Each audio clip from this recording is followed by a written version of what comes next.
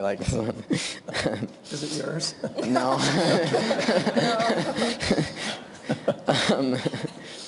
So a lot of people are wondering like how you guys met and what made you guys fall in love with each other. I'll defer to Sister Bednar. That's because I'll tell it the right way. We were students at BYU and met as students. In fact, it was interesting that we met in a family home evening activity.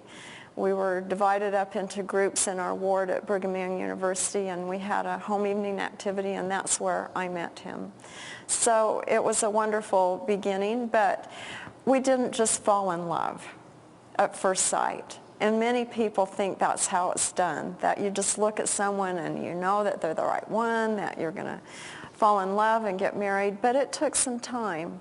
So I encourage youth to not just go on a date with someone one time and say, well, that person's not for me.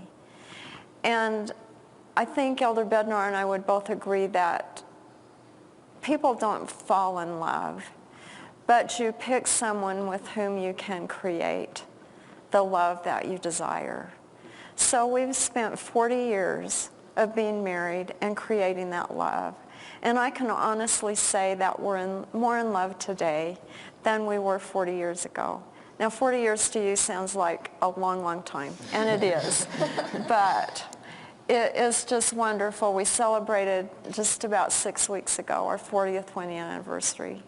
And it's been a wonderful 40 years of learning and growing and becoming